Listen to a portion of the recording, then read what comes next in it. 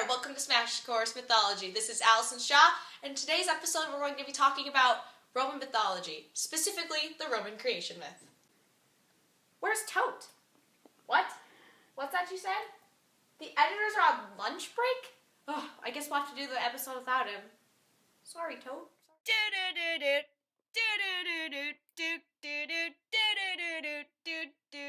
The Romans in their time were a very warring empire. As you know, they conquered a good chunk of the Mediterranean, which leads one to think, did the Romans ever have time for myths?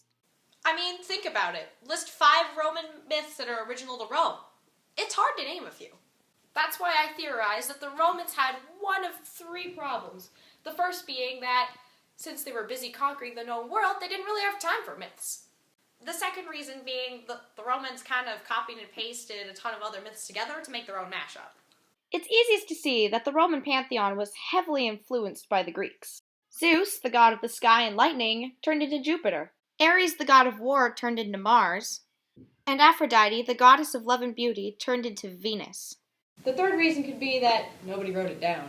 I mean, oral stories were all the rage back then, and in the previously mentioned hustle and bustle of war, it would make sense if none of the stories got written down. Luckily, there are a few myths to help us further understand Roman mythology. To start, in Introduction to Mythology, Contemporary Approaches to Classical and World Myths, we read about Ovid, one of the scribes in the Roman Empire. He wrote a large chunk of the Roman idea of the world creation myth, which goes something like this. Once, there was a mass of scrambled elements. An unnamed god comes along and scratches his head. Then he kind of points and says the earth to go here and the sky to go here. Fire here, water here. Let's stretch the land a bit, and we'll stretch the ocean too. Oh, hey, look, the earth's a sphere now. That's nice. Snow here and some snow here. Desert and hot stuff in the middle. Wind, wind, wind, wind, wind. Fish, beast, bird, man. Whew, that's everything. I mean, there is a little bit more to Ovid's story, but it is an uninteresting telling of what men did when they first appeared. We'll get to a more interesting tale of what the humans, specifically the early Romans, did later.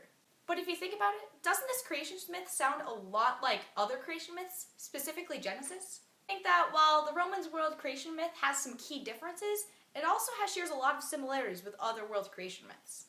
This could be evidence that there was the one creation myth that got separated and retold by different people over different times. Isn't that cool?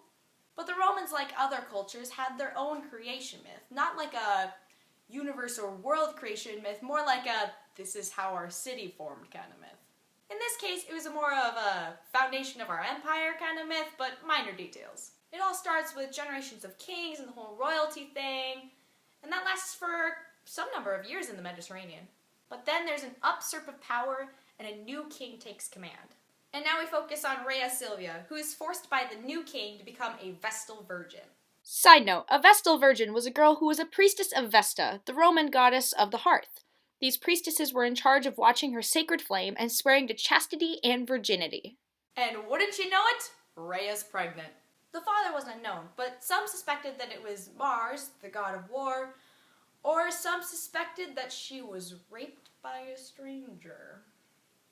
So, if any Vestal Virgin breaks her vows to never have sex, it usually results in her being buried alive. So now let's go to the think bubble. So when Rhea gives birth to her 2 twin sons, the king gives the boys to a servant and tells the servant to execute them in the woods so the gods will be pleased. The servant takes the twins, but has mercy on them and floats them down the river Tiber, and the boys luckily survive. Boys wash ashore next to a fig tree where a she-wolf or lupa suckles them and a woodpecker feeds them. The young boys are discovered and adopted by 2 shepherds. When Romulus and Remus are grown up, they're shepherding their flocks when they get in a fight with the king's shepherds. Remus is captured and taken to the king. Romulus gathers some of his shepherd friends and they save Remus and kill the king. The twin brothers give the throne to the rightful king and they go to make their own city. Romulus and Remus argue where to build the city. So Romulus starts to build walls and trenches. Remus teases and jumps over the wall. Romulus gets angry and kills Remus.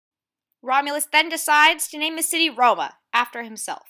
Roma/Rome lacked women. It was a city of mostly males, so they would raid nearby cities for marriage, abduction and rape.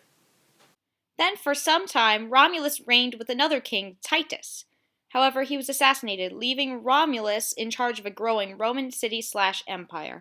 These cities were very angry with Rome, and they decided to declare war. This was Rome's very first victory.